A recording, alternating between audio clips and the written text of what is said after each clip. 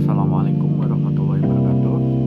Di sini saya Ridwan Hadi Prakoso dengan NIM 042 dari Teknik Biomedis Angkatan 2017 akan menjelaskan sedikit tentang discharge planning. Discharge planning atau perencanaan ulang adalah serangkaian keputusan dan aktivitas-aktivitasnya yang terlibat dalam pemberian asuhan keperawatan yang kontinu dan terkoordinasi ketika pasien dipulangkan dari lembaga pelayanan kesehatan.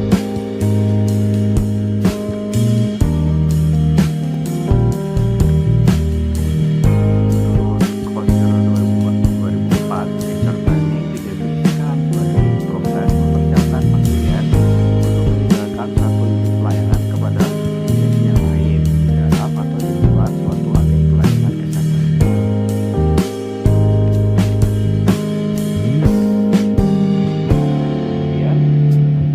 Perencanaan ulang merupakan proses perencanaan sistematis yang dipersiapkan bagi pasien untuk menilai, menyiapkan, dan melakukan koordinasi dengan fasilitas kesehatan yang ada atau yang telah ditentukan serta bekerjasama dengan pelayanan sosial yang ada di komunitas sebelum dan sesudah pasien pindah atau pulang.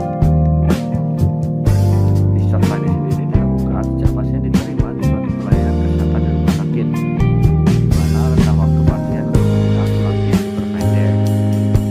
Discharge planning sendiri yang efektif seharusnya mencakup kajian yang telah dilakukan untuk mendapatkan informasi komprehensif tentang kebutuhan pasien yang belum berubah, penyataan diagnosa, perawatan, perencanaan untuk memastikan kebutuhan pasien sesuai dengan apa yang dibutuhkan oleh pemberi layanan kesehatan. Program discharge planning sendiri atau perencanaan ulang pada dasarnya merupakan program pemberian informasi atau pemberian pendidikan kesehatan kepada pasien yang meliputi aktivitas latihan, obat-obatan, dan instruksi khusus, yaitu tanda dan gejala penyakit pasien. Informasi yang diberikan kepada pasien agar mampu mengenali tanda bahaya untuk mendapatkan penyakit medis. Sebelum pemulangan, pasien dan keluarganya harus mengetahui bagaimana cara manajemen dan perawatan di rumah dan apa yang diharapkan di dalam memperhatikan masalah penting yang berkelanjutan karena kegagalan untuk mengatasi pembatasan atau investasi masalah kesehatan. Dalam hal ini, tidak siap menghadapi pemulangan karena ketidaksiapan itu dapat menyebabkan meningkatnya komplikasi yang terjadi pada pasien. Program yang dilakukan oleh perawat ini tidak selalu sama antara satu sama lain atau setiap rumah sakit berbeda-beda cara-caranya. Hal ini bisa terjadi ketika sistem perawatan yang digunakan adalah berbeda. Misalnya menggunakan sistem keperawatan utama atau primer. Sistem ini mewajibkan seorang perawat bertanggung jawab melakukan koordinasi perawatan untuk kelompok klien tertentu, mulai dari mereka masuk sampai pulang.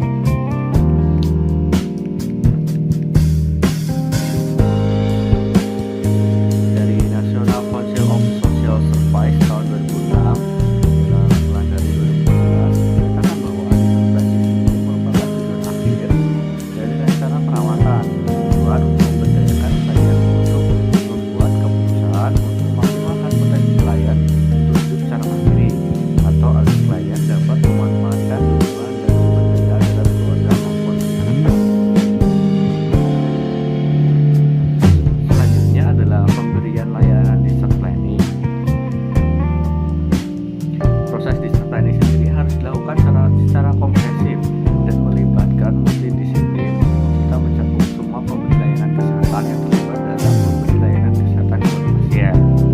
Seseorang yang merencanakan pemulangan atau koordinator asuhan berkelanjutan atau continuing care coordinator adalah staf rumah sakit yang berfungsi sebagai konsultan untuk proses discharge planning bersamaan dengan fasilitas kesehatan, menyediakan pendidikan kesehatan dan memotivasi staf rumah sakit untuk merencanakan serta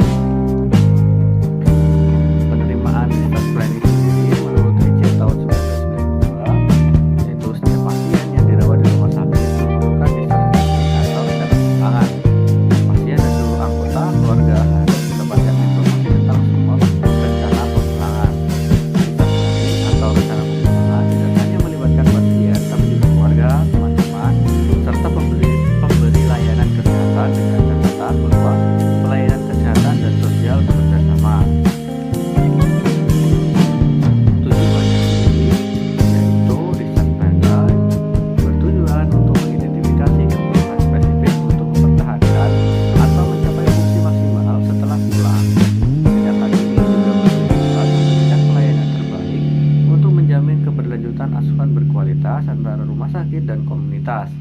Dengan memfasilitasi komunikasi yang efektif, discharge planning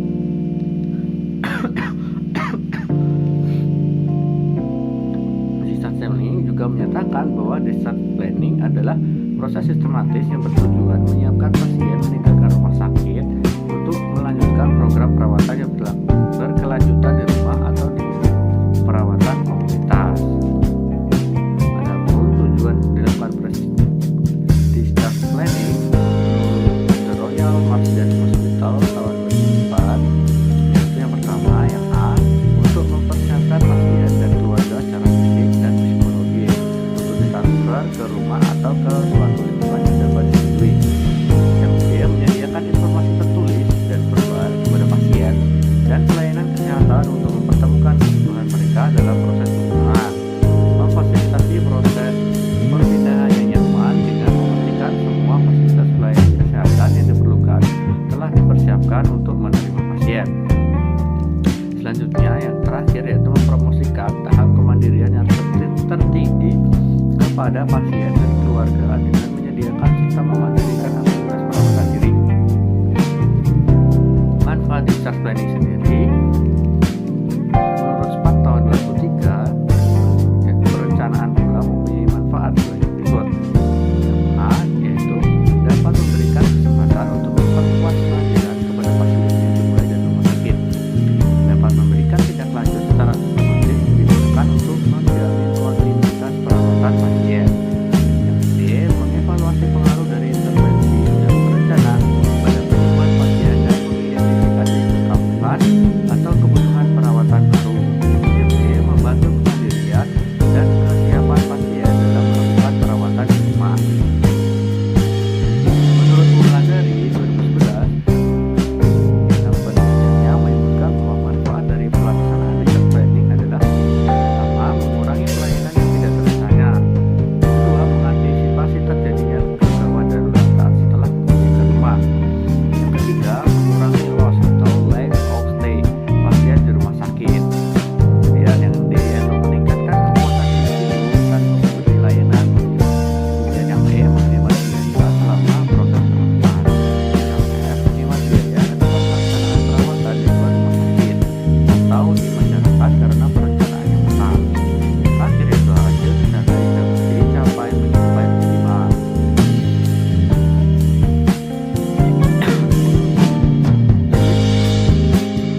Selanjutnya, yaitu jenis discharge planning.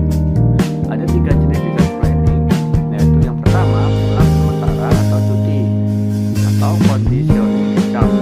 Keadaan pulang ini dilakukan apabila kondisi klien baik dan tidak terdapat komplikasi. Klien untuk sementara dirawat di rumah, namun harus ada pengawasan dari pihak rumah sakit atau puskesmas terdekat. Selanjutnya, pulang mutlak atau selamanya atau absolute discharge. Cara ini merupakan akhir dari hubungan klien dengan rumah sakit. Namun, apabila klien perlu dirawat kembali, maka prosedur perawatan dapat dilakukan kembali. Kemudian yang ketiga, yaitu pulang paksa atau judicial discharge. Kondisi ini, klien diperbolehkan pulang walaupun kondisi kesehatan tidak memungkinkan untuk pulang, tapi klien harus dipantau dengan melakukan kerjasama dengan perawatan puskesmas terdekat. Kemudian, faktor-faktor yang dapat mempengaruhi discharge planning.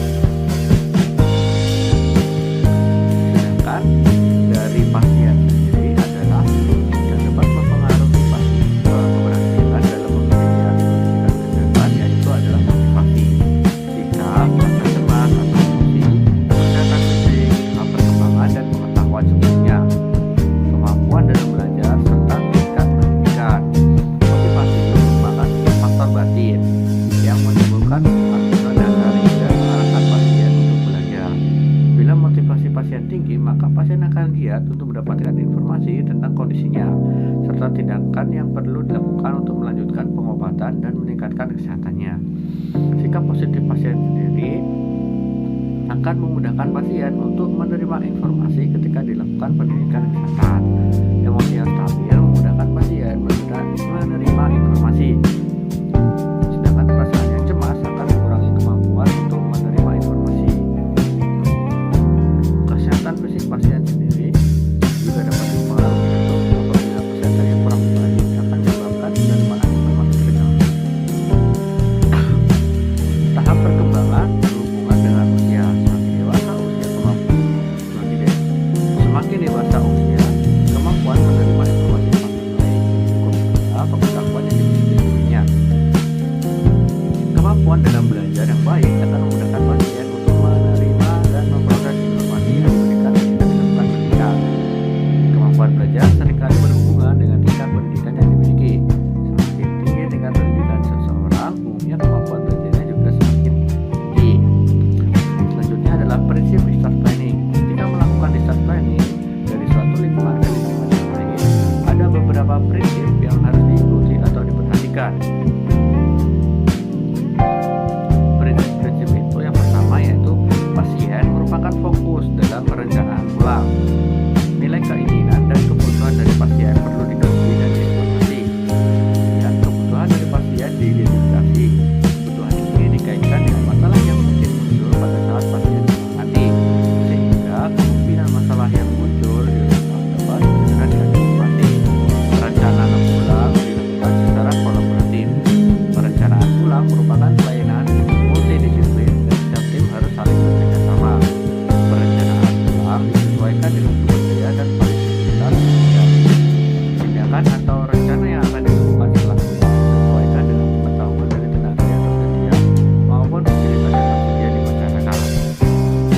Perencanaan pulang dilakukan pada setiap sistem pelayanan kesehatan. Setiap pasien masuk tatanan pelayanan, maka perencanaan pulang harus dilakukan.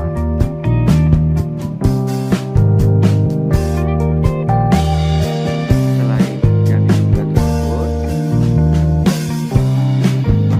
menurut Direktorat Jenderal Bidang Pelayanan di Departemen Kesehatan Indonesia, prinsip-prinsip yang perlu diperhatikan perawat dalam membuat discharge planning adalah: pertama, dibuat pada saat pasien masuk, yaitu mengkaji pada saat pasien masuk akan mempermudah proses mengidentifikasi kebutuhan pasien. Merencanakan pulang pasien semua juga akan menurunkan lama waktu yang perawat yang pada akhirnya akan menggunakan biaya perawatan. Selanjutnya adalah berfokus pada kebutuhan pasien. Perencanaan pulang tidak berfokus pada kebutuhan perawat atau tenaga kesehatan, atau hanya kepada kebutuhan fisik pasien. Lebih luas, perencanaan pulang berfokus pada kebutuhan pasien dan keluarga secara komprehensif. Selanjutnya melibatkan berbagai pihak yang terkait. Yang terkait maksudnya adalah pasien, keluarga, dan caregiver.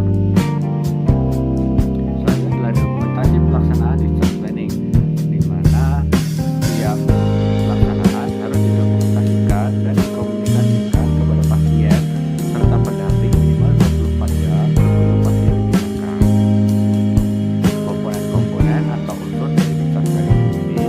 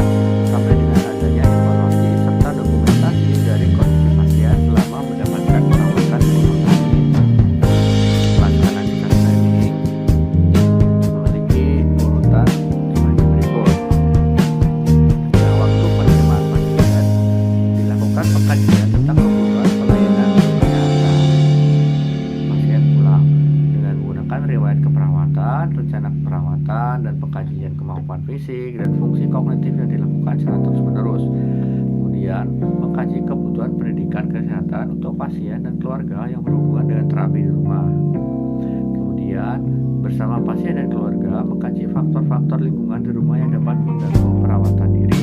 Contohnya, ukuran kamar, lebar jalan, langkah-langkah, fasilitas kamar mandi, dan lain-lain. Selanjutnya, berkolaborasi dengan dokter dan distribusi lain juga mengkaji perlunya rujukan untuk mendapatkan perawatan di rumah atau di tempat pelayanan berikutnya. Selanjutnya, mengkaji penerimaan terhadap masalah kesehatan dan larangan yang berhubungan dengan masalah kesehatan tersebut. Kemudian, berkonsultasi dengan anggota tim kesehatan dan sebagai tujuan klien ketika pulang. Selanjutnya, tetapkan diagnosa keperawatan yang tepat. Lakukan implementasi rencana perawatan. Evaluasi kemajuan strategi tersebut dan menentukan tujuan pulang relevan.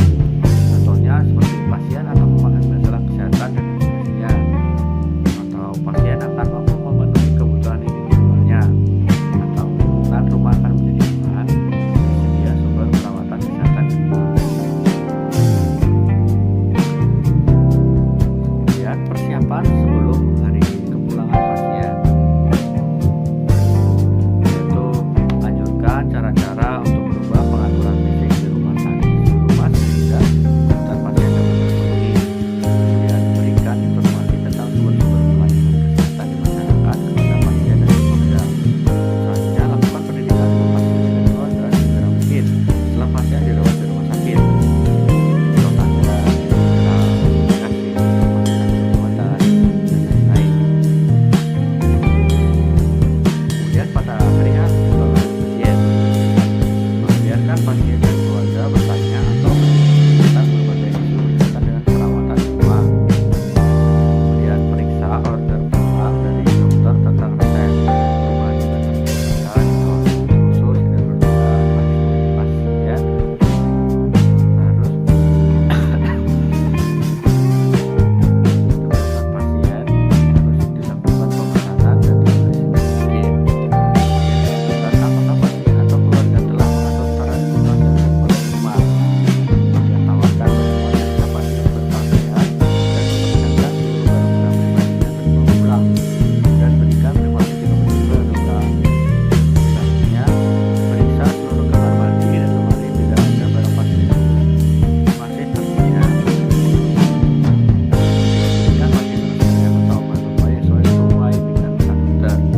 Selanjutnya, hubungi kantor keuangan lembaga untuk mendapatkan perawatan yang perlu kemudian gunakan alat pembuat barang atau membawa barang-barang pasien seperti kursi roda untuk pasien yang tidak bisa berjalan sendiri. Kemudian bantu pasien pindah ke kursi roda atau kereta dulu dengan menggunakan mekanika tubuh dan teknik pemindahan yang